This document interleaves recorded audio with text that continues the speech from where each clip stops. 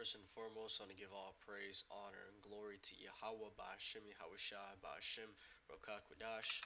Yahweh is who this world ignorantly calls God. Yahushai is who this world ignorantly calls Jesus. Bahashem means in the name, Rokah means spirit, and Qudash means holy. And that's all in the Paleo Hebrew. I also want to give double honors to the elder bishops and apostles of Great Millstone that taught me this truth. Today's video, I wanted to go into how you have to make sure that you know what you believe in. Okay? And on the flip side of that, hey, as the end times come more and more, even more backwards, weird, strange ass doctrines are going to start popping up. And even more people are going to start bugging out and stop believing. So, I'm not sure what I'm going to title the video, but this video is going to deal with that. And this video was inspired by the brother GMSKC, the head of the Kansas City camp over there. And he was talking about how, he's seeing the spirit, how, as the years go by, the months go by, you got men that have been laboring with him, men that, he's looked up to.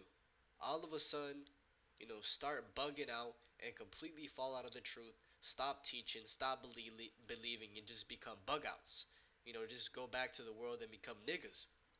And that's a scary thing to think about because at the end of the day, any single one of us can fall into that predicament. So that's why I'm making this video, is to warn anybody that hears this video that you have to make sure that you are fully persuaded in your own mind. Let's get that scripture. Right? You have to be fully convinced that this is the truth. And we can read that in Romans chapter 14 and verse 5. It says, one man esteemeth one day above another, another esteemeth every day alike. Let every man be fully persuaded in his own mind. Right? So you have to be fully convinced that this is the true gospel and that the Lord is dealing with you. Because if you're not fully convinced, that little bit of doubt that is in your mind, a saint can work on that, plant a seed, and ultimately that seed of doubt will ultimately sift you out. Right? That's how Satan works. Just by a little bit of doubt, and next thing you know, it grows and grows and grows, and next thing you know, you don't even believe. So you gotta be 100% locked in that, hey, this is the truth. And the way that you do that is by building your foundation. Okay? You have to build your foundation strongly.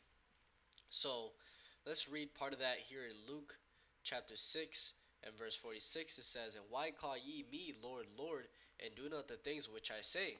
Whosoever cometh to me and heareth my sayings and doeth them, I will show you to whom he is like. He is like a man which built a house and digged deep and laid the foundation on a rock. And when the flood arose, the stream beat vehemently upon that house, and could not shake it, for it was founded upon a rock. But he that heareth and doeth not is like a man that without a foundation built an house upon the earth, against which the stream did beat vehemently, and immediately it fell, and the ruin of that house was great. Right? So this is, a parable, okay, an example showing you what you're supposed to do.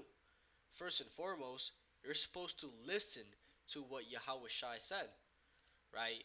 And that essentially is applying the scriptures, right? The brother was going into that heavy too about how, you got people that be showing up to camp, one day they be making their videos, but in the dark, when nobody's looking, on their free time, they're still in the world, they're still niggas, they're not really, they really haven't repented fully and put on the new man in Yahweh Shai, right? So that's what really matters, is what are you doing when nobody is looking, right? Are you really focused on righteousness and being a righteous person, focusing on the Lord? Or are you focused on folly? You focused on being a nigga, being in the world, sin, right? And he was going on also about how, that's the thing, sincerity. Because you could have a guy that, fasts every single day. You could have a guy that fasts 3 times a week, every single week. Okay, and you could have another brother that fasts maybe 2 times in a year. But if that brother that fasted 2 times in that year was actually sincere and the other guy wasn't, Guess who's gonna make it? The guy that was sincere, even though he only did two fasts, right? And he was showing, he was proving the point that at the end of the day, it goes into sincerity, right? Are you really, in this thing, or are you in this thing, for filthy lucre's sake, as the scriptures say? Let's get that money. This is First Timothy chapter 3 and verse 3 says, actually, I'll start. First Peter chapter 5 and verse 2. It says, "Feed the flock of God which is among you. Take the oversight thereof, not by constraint, but willingly, not for filthy lucre, but of a ready mind." Right? So you're supposed to do this work not by constraint. You shouldn't be in the mindset of, damn, I gotta make a video. In a down ass spirit. Feeling like you in bondage. No, you're supposed to do this work willingly. You're supposed to be happy to do this work. Because when you look at the grand scheme of what we're doing, hey, this is the biggest office that the Lord could give any man on earth, right? Next to Yahweh Shai, but you know what I'm talking about. This is a heavy office. The office of the hopeful 144,000 the prophets to wake up the elect of the nation of Israel. Hey, every single brother doing this work should be more than happy to press that record button. So it says not for filthy lucre, but of a ready mind, right? So you're supposed to be doing this for money, right? As the scriptures say, you know, hey, don't sell the truth, right? Freely you have received and freely give. So you're supposed to sell this truth, okay? You're supposed to make money off it, like these niggas in Sakari did. And look what the Lord did to that camp.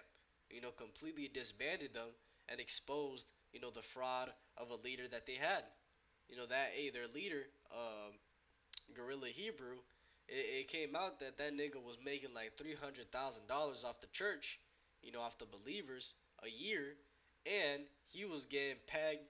Like, he let his, Israelite woman get impregnated by Edomite, and all types of wickedness.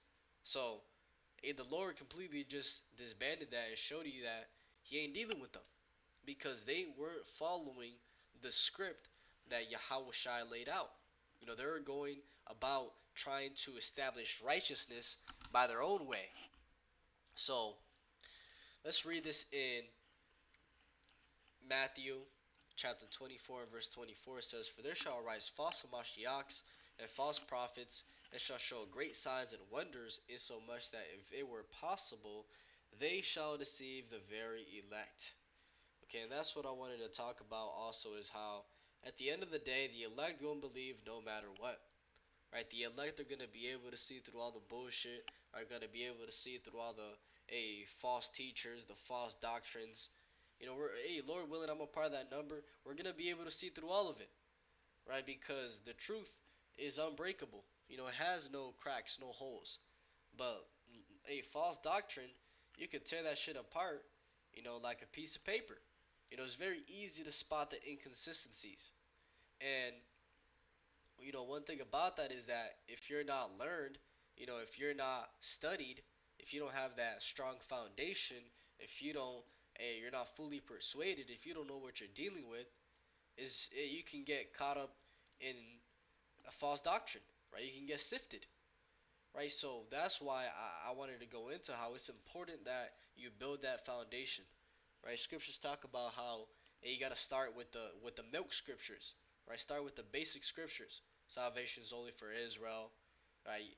The name is Yahweh Shai. The name is Yahweh. The Lord is only coming, for the Israelites. America is Babylon the Great. You start with the basic scriptures, and from there you build, and that's how you get the foundation. So let's read this in First Peter chapter 5 and verse 8. It says, "Be sober, be vigilant, because your adversary the devil, as a roaring lion, walketh about, seeking whom he may devour." Right? So Satan is out here constantly, trying to sift the believers. And the thing about that is that one way he could sift you is by making you follow a new doctrine. Right? Here it is, somebody might come up, making a new doctrine talking about how you can smoke weed now, right? And you might have, that lust in your flesh, from the past to still smoke, and that little seed that was still in you might go towards that.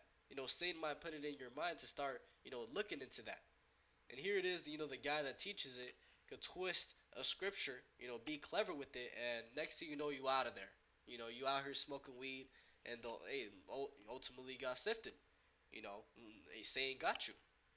So you gotta be, on your P's and Q's and stay on top of what you're listening to because that's what it all starts with. It all starts with the thought. That's why Yahweh Shai said that, hey, if a man, looketh at another man's wife and even think of committing adultery, he's already committed adultery. He's already guilty because it all starts with the thought. So the same thing with Satan, you know. So let's read this in First Timothy chapter 4 and verse 1. It says, "Now the Spirit speaketh expressly that in the latter times some shall depart from the faith, giving heed to seducing spirits and doctrines of devils." And that's what we're seeing right now, right? You got this guy, the leader from IUIC, Bishop Nate, talking about you're gonna go to hell, talking about how the God of the Old Testament is Yahweh Shai, right? And what he is implying is that he's implying the Trinity. He's implying that the Most High and the Son are one entity, when that's not true. They're separate entities in one mindset. So that right there, is a sign that that guy's bugged out and he's sold out. Because as the months go by, the years go by, he's only twisted the doctrine more and more, to fit the Roman Catholic mold. And if you even change the doctrine, it shows you that it wasn't true, to begin with. So, hey, just a warning, to any believers out there. Just make sure, you go over the basics and really know what you believe in. Be able to defend it, be able to know where to go in the scriptures to explain, your belief. Your belief in Yahweh Ba'Hashem, Yahweh Shai Ba'Hashem, or Kakodash. So, I'll leave it there. Hopefully it was edifying with that and give all praise, honor, and glory to Yahweh Ba'Hashem, Yahweh Shai Ba'Hashem, or Kakodash, and double honor to the elder bishops and apostles of Great Millstone that taught me this truth. Shalom to you, elect. Shalom.